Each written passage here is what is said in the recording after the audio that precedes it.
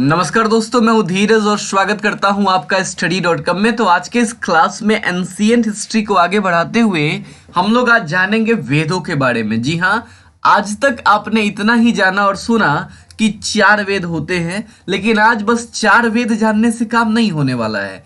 देखो, वेद हमारी संस्कृति, हमारी सभ्यता से जुड़े हुए हैं।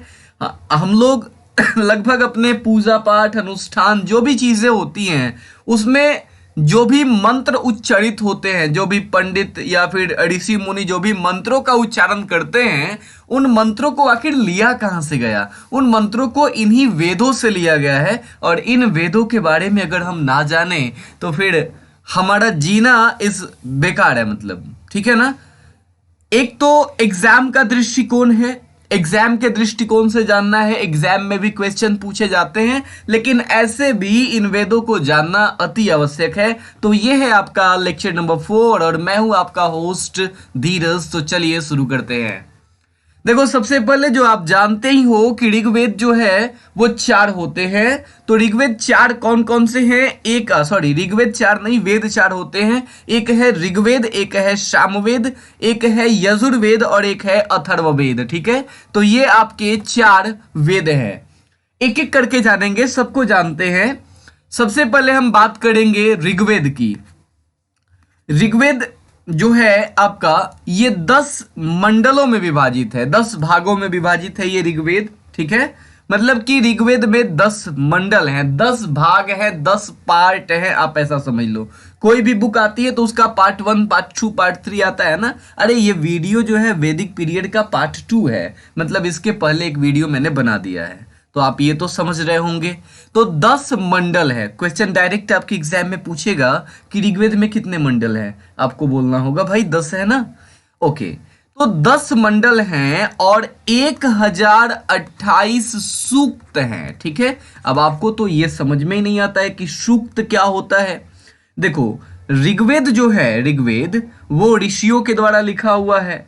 तो ऋषि जो है, ऋषि ने कुछ बोला, ठीक है, ऋषि ने कुछ बोला और ऋषि ने जो बात बोली, मान लो ऋषि ने एक पूरा का पूरा पैराग्राफ बोला, एक पूरी की पूरी पैराग्राफ बोली, तो उस पूरे के पूरे पैराग्राफ को आप सूक्त बोलते हो। ठीक है, और उस एक सूक्त में बहुत सारे क्या हो सकते हैं? उस एक सूक्त में बहुत सारे मंत्र हो सकते हैं। आया समझ में? तो क्या ये चीज क्लियर है आपको कि सूक्त क्या होता है?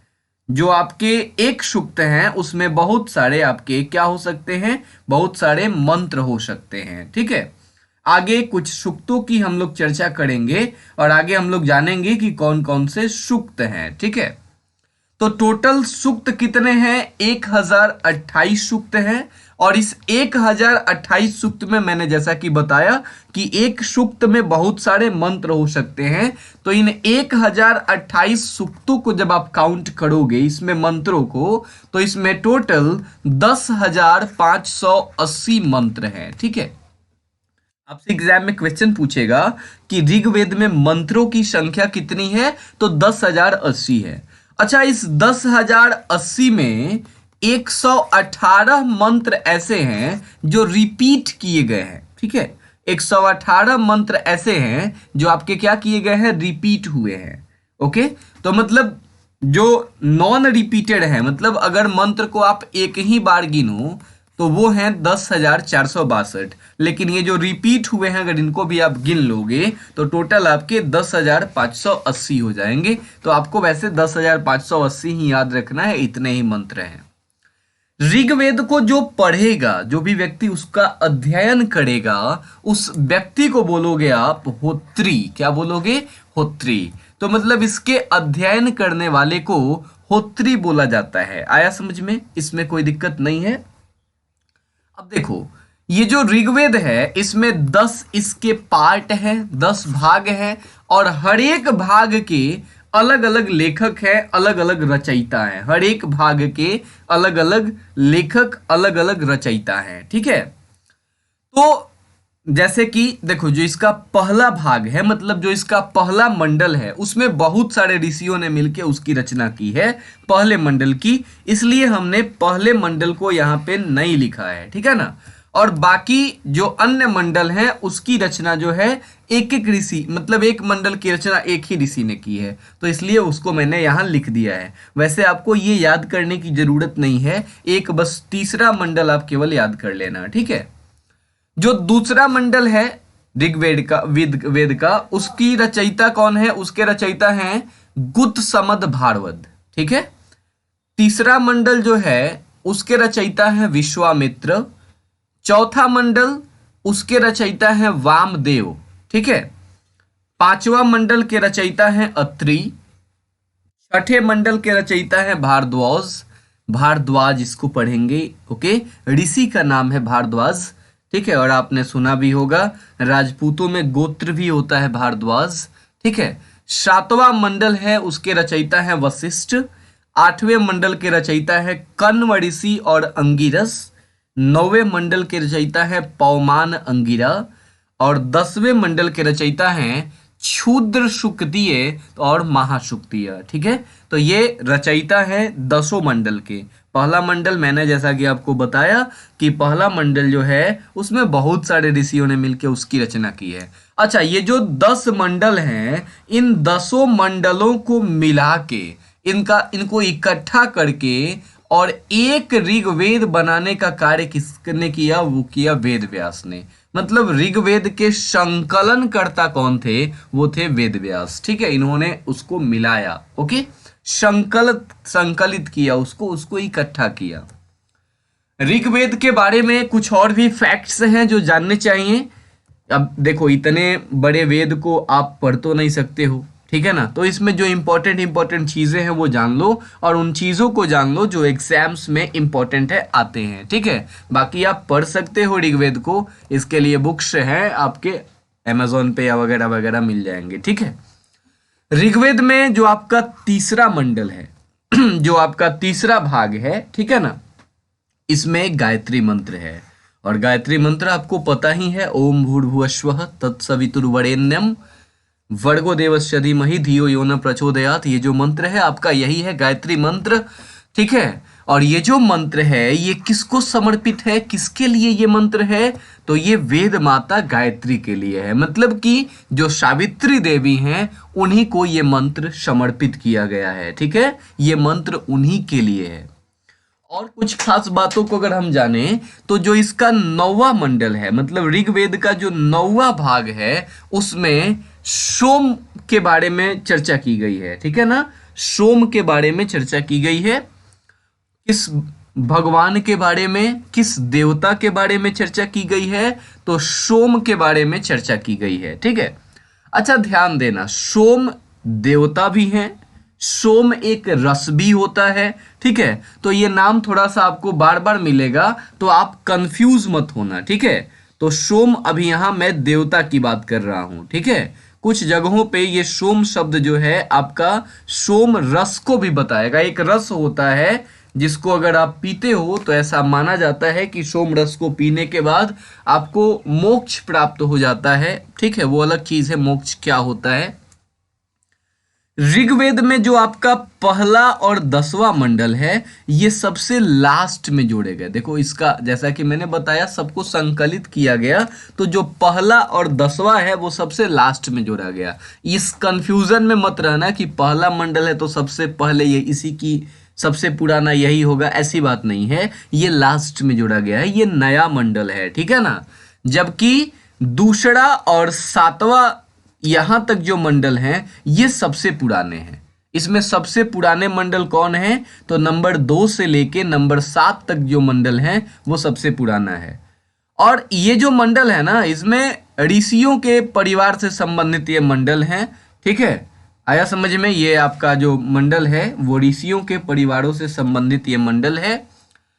अच्छा, जो 10वां मंडल है, मैंने बोला हर एक मंडल में सूक्त हैं और हर एक सूक्त में कुछ कुछ बातें हैं। ऋषियों ने कुछ बातें बोली हैं, कुछ मंत्र बोला है। तो जब आप 10वें मंडल को पढ़ोगे तो 10वें मंडल में एक सूक्त है, मतलब ऋषि के द्वारा बोली गई एक बात है जिसको बोलते हैं पुरुष सूक्त, ठीक है। और इसी पुरुष सूक्त में वर्ण व्यवस्था का वर्णन बताया गया है। तो वर्ण व्यवस्था का उल्लेख कहाँ पे है? तो ऋग्वेद के 10वें मंडल में पुरुष सूक्त में वर्ण व्यवस्था का वर्णन है। मतलब ये जाति प्रथा जो आप आज देख रहे हो, कास्टिसिज्म, ये मतलब कि जाति प्रथा का वर्णन यहीं पे है, ठीक है। और उस समय तो 4 ही जातियां होती थी, ब्राह्मण, क्षत्रिय, वैश्य और शूद्र, ठीक है। उस समय ये 4 ही जातियां थी।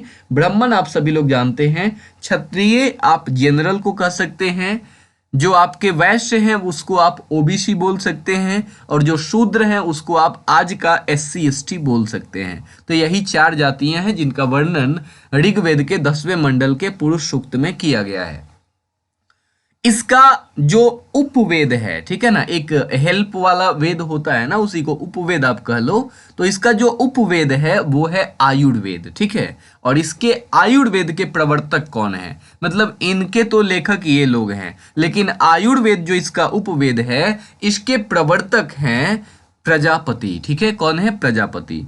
अच्छा, ऋग्वेद में ऐसा नहीं है कि केवल और केवल ऋषियों ने ही वहां पे रचनाएं की हैं, ऋषियों ने ही मंत्र लिखे हैं। ऋषि पत्नियों ने भी वहां पे मंत्र लिखे हैं, मतलब महिलाओं ने भी वहां पे अपना योगदान दिया है, ठीक है। और कौन कौन सी महिलाएं हैं वो, तो उनका कुछ का नाम मैं आपको ले रहा हूं, जैसे लोपामुद्रा, सिक्ता, अपाला, घोषा, ये सारी की सारी जो महिलाएं हैं इन्होंने भी क्या की है? रचना की है, ठीक है ना। और इसी कारण से इन महिलाओं को ब्रह्मवादिनी बोला जाता है। तो ऋग्वेद में जिन महिलाओं ने मंत्रों को रचा है उनको ब्रह्मवादिनी बोला जाता है, इस चीज का ध्यान रखना। ऋग्वेद में ब्राह्मण ग्रंथ भी हैं, ठीक है ना। और ब्राह्मण ग्रंथ कौन है? एक तो ऐतरेय है और एक कौशितकी है। ये बेसिकली ये आपके आरण्यक ग्रंथ हैं। और आरण्यक ग्रंथ मैंने आपको बताया था कि आरण्यक ग्रंथ जो होते हैं वो जंगलों में रचे जाते हैं। इसके बाद ये वेद वाला थोड़ा सा लंबा टॉपिक है, इसलिए इसमें मैं आरण्यक को नहीं समझाऊंगा। आरण्यक, उपनिषद, वेदांग, स्मृति ग्रंथ, पुराण, इन सब के बारे में अलग से वीडियो आएगा, ठीक है। आगे तो इसके ब्राह्मण ग्रंथ कौन है? ऐतरेय और कौशितकी। पूछ देगा परीक्षा में कि भाई ऐतरेय जो है किस वेद का ब्राह्मण ग्रंथ है, ठीक है। तो ऋग्वेद का है, ओके। अच्छा, यहाँ पे एक यज्ञ की बात होती है, आपने सुना होगा, अगर आपने रामायण भी देखा होगा, महाभारत भी देखी होगी, तो उस समय जो राजा महाराजा थे बहुत टाइप्स के यज्ञ करवाते थे। जैसे अश्वमेघ यज्ञ करवाते थे, वैसे ही एक यज्ञ था राजसूय यज्ञ। तो राजसूय यज्ञ जो है इसकी चर्चा ऋग्वेद में मिलती है। ऋग्वेद में मतलब कहाँ पे? तो ऋग्वेद का जो ब्राह्मण ग्रंथ है ऐतरेय, उसी ब्राह्मण ग्रंथ में इसकी चर्चा मिलती है, ठीक है।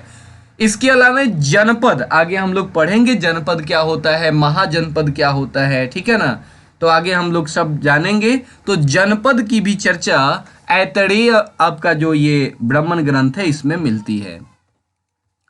इसके अलावा जो ऋग्वेद के आर्य थे, मतलब आपको जैसा कि मैंने बताया ही था, वैदिक काल शुरू किया था तो कि इसके रचयिता आर्य ही माने जाते हैं, ठीक है। वैदिक साहित्य के रचयिता आर्य को माना जाता है। तो ऋग्वेद में जो आर्य थे ऐसा नहीं था कि इनको हिमालय से परिचय नहीं था, ये हिमालय के बारे में जानते थे, ओके। ऋग्वेद में जो मरुस्थल हैं, मरुस्थलों के लिए यहाँ पे एक वर्ड यूज हुआ है धन्व, ठीक है। तो धन्व शब्द यहाँ पे मरुस्थलों के लिए यूज हुआ है। और ऋग्वेद में सोमरस शब्द का बहुत बार प्रयोग हुआ है, ठीक है ना।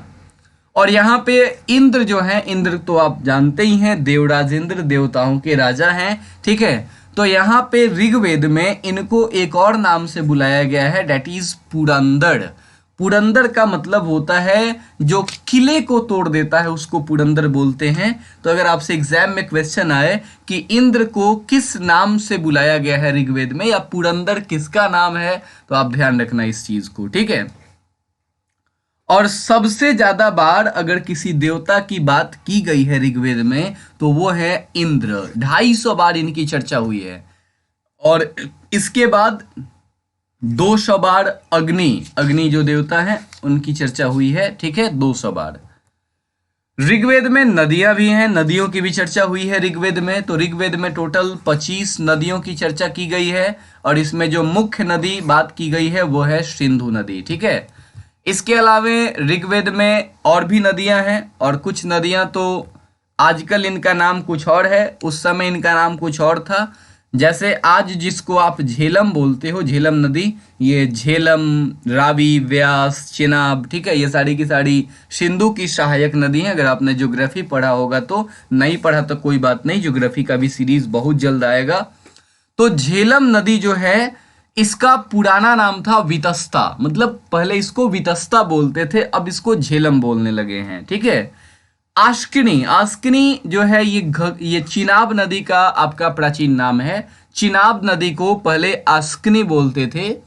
रावी नदी को पहले परुशनी बोलते थे, ठीक है ना। और सतलज को पहले शतुद्री या फिर शद्रु बोलते थे, ओके।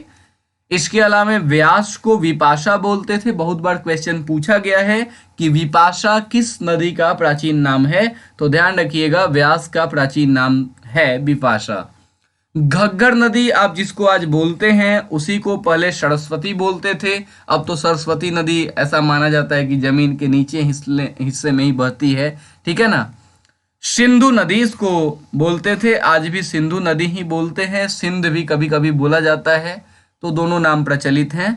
जो सरस्वती है ना, ऋग्वेद में जितनी भी नदियां हैं, चाहे झेलम है, चिनाब है, रावी है, सतलज, व्यास, वही वितस्ता, अस्किनी, परुशनी, शत्रुदी, विपाशा, सरस्वती, जितनी भी नदियां हैं ऋग्वेद में 25 नदियों का उल्लेख है। मैंने तो कुछ ही का नाम लिया है।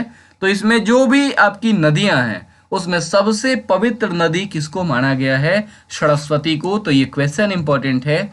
ऋग्वेद की सबसे पवित्र नदी है सरस्वती, और इसी कारण नदीत्तमा बोला जाता है। नदीत्तमा का मतलब होता है नदियों की माता। तो नदियों की माता किसको बोलते हैं? सरस्वती नदी को बोलते हैं, ओके। अब हम बात करेंगे अपने दूसरे वेद की, जो कि है सामवेद, ठीक है। अच्छा, ऋग्वेद से जुड़े हुए कुछ उपनिषद भी हैं, ठीक है। वैसे मैंने ब्राह्मण ग्रंथ आपको बता ही दिया, वही उपनिषद हैं आपके ऐतरेय और कौशिकी। ब्राह्मण ग्रंथ और उपनिषद में अंतर होता है, एक ही नहीं होता है, ठीक है ना। सब कुछ अलग अलग है। आरण्यक, उपनिषद सब मैं बताऊंगा। 108 उपनिषद हैं आगे के वीडियोस में। ऋग्वेद के बाद जो हमारा अगला वेद है वो है सामवेद। देखो, सामवेद एक ऐसा वेद है ना, इसमें जो मंत्र हैं, जो ऋचाएं हैं, वो आपके कैसे हैं मंत्र? इसमें ऐसे मंत्र हैं जिनको आप गा सकते हैं। मतलब इसमें गाई जाने वाली मंत्रों का, ऋचाओं का संकलन है। और इसका जो पुरोहित है उसको बोलते हैं उद्गाता, ठीक है। मतलब इसके पढ़ने वाले को बोलते हैं उद्गाता, ओके। आज जो आपके 7 स्वर हैं, ठीक है ना, सारे ग म प ध नि, ये जो आपका 7 स्वर है, तो ये सातों के सातों स्वर जो हैं, इनकी जानकारी आपको कहाँ से मिलती है? सामवेद से मिलती है। और जो भारतीय संगीत है उसका जनक भी कौन है? सामवेद है। सामवेद में टोटल 1549 मंत्र हैं, जिसमें अगर 75 को छोड़ दें तो बाकी जितने भी मंत्र हैं ये सारे के सारे आपके ऋग्वेद से ही लिए गए हैं। तो मतलब 75 मंत्र हैं। लेकिन हाँ, अंतर है इसमें कि ये मंत्र जो हैं, इसको मतलब ये गेय मंत्र हैं, ये ऋचाएं जो हैं इनको आप गा सकते हो, ठीक है ना। इसके ब्राह्मण ग्रंथ कौन कौन से हैं? तो इसके ब्राह्मण ग्रंथ हैं, एक तो पंचविश है और एक है तांडय, ठीक है ना। कहीं कहीं जैमनीय भी अगर आपको मिलेगा ऑप्शन, तो आप कंफ्यूज मत होना, ठीक है ना। इसके अलावा इसमें इसकी जो शाखाएं हैं, इसकी जो भाग हैं, वो कौन कौन से हैं? तो सामवेद की शाखाएं हैं कौथुम, रामायणीय, जैमिनीय, यही इसकी क्या है? शाखा है। सामवेद के बाद जो अगला वेद है वो है हमारा यजुर्वेद। देखो, यजुर्वेद जो है, इसमें ऋग्वेद में भी और इस वेद में भी यज्ञ कैसे होते हैं, कर्मकांड कैसे होते हैं, अनुष्ठान कैसे होते हैं, हम लोग अलग अलग टाइप्स के पूजा पाठ कराते हैं, तो वो सब कैसे होते हैं, उनकी विधि क्या है। पंडित जी लोग बोलते हैं कि ये हाथ में जल लीजिए, उसके बाद जो है आप ये कीजिए, ध्यान धरिए, ये सारी की सारी विद्याएं, ये सारी की सारी चीजें, इस टाइप से ये पूजा होगा, ये पूजा इस टाइप से होगा, ये सारी की सारी चीजों के लिए और इनके जो मंत्र हैं उस मंत्रों को लिखा गया है कहाँ? यजुर्वेद में। और आप ऐसा कह लो ना कि इन्हीं वेदों में लिखा हुआ है, ठीक है। तो एक अनुष्ठान, कर्मकांड, यज्ञ, इनके मंत्र इसमें लिखे हुए हैं। इसका जो पुरोहित है उसको अधर्वयु बोलते हैं। इसमें देखो, इसमें इसकी खासियत ये है यजुर्वेद की कि इसमें जो मंत्र हैं वो गद्य भी है और पद्य भी है, ठीक है ना। गद्य तो आप समझते ही हो, प्रोज को गद्य बोलते हैं और पोएट्री को पद्य बोलते हैं। तो इसमें प्रोज भी है, पोएट्री भी है। ओके, यजुर्वेद दो भागों में है। जो इसका प्रोज वाला भाग है ना, उसको आप बोलते हो कृष्ण यजुर्वेद, ठीक है। और जो इसका पोएट्री है, जो कविता जैसा मंत्र जहां लिखा हुआ है, उसको बोला जाता है शुक्ल यजुर्वेद। तो दो भाग है इसमें। और जो ये कृष्ण यजुर्वेद है, इसका जो सहायक ग्रंथ है वो है आपका, मतलब इसका जो ब्राह्मण ग्रंथ है वो है तैत्तरीय ब्राह्मण, ठीक है ना। कौन सा? तैत्तरीय ब्राह्मण। और जो शुक्ल यजुर्वेद है उसका जो सहायक ग्रंथ है आपका, शुक्ल यजुर्वेद का सहायक ग्रंथ कौन सा है भाई? तो इसका है इसका नाम है शतपथ ब्राह्मण। यहाँ नाम छूट गया है ना। शुक्ल यजुर्वेद का जो सहायक ग्रंथ है वो है शतपथ ब्राह्मण। ओके, नीचे आ गया है, नीचे यहाँ पे। तो ये शतपथ ब्राह्मण इसका सहायक ग्रंथ है। इसका उपवेद क्या है? तो इसका उपवेद है धनुर्वेद। और जो आपका शतपथ ब्राह्मण है, यहाँ पे कृषि, सिंचाई, इन सब चीजों का उल्लेख भी किया गया है। अगला जो वेद है हमारा वो है अथर्ववेद। और ये लास्ट वेद है आपका अथर्ववेद, सबसे चौथा वेद है, अंतिम वेद है। बहुत ही खतरनाक वेद है भाई ये। यहाँ पे इसकी रचना की थी अथर्वा ऋषि ने, वेरी वेरी इंपॉर्टेंट, ठीक है ना।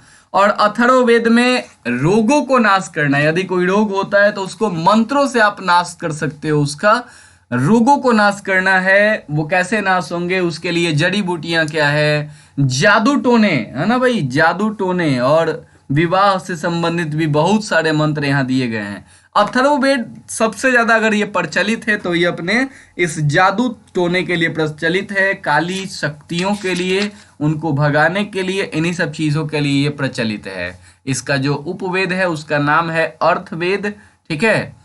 और इसका कोई भी आरण्यक ग्रंथ नहीं है। ओके, तो ये था आपके वेदों के बारे में। इसके बाद हम लोग आरण्यक जानेंगे। आरण्यक क्या होता है, उपनिषद क्या होता है, वेदांग क्या होते हैं, स्मृति ग्रंथ क्या होते हैं, पुराण क्या होते हैं।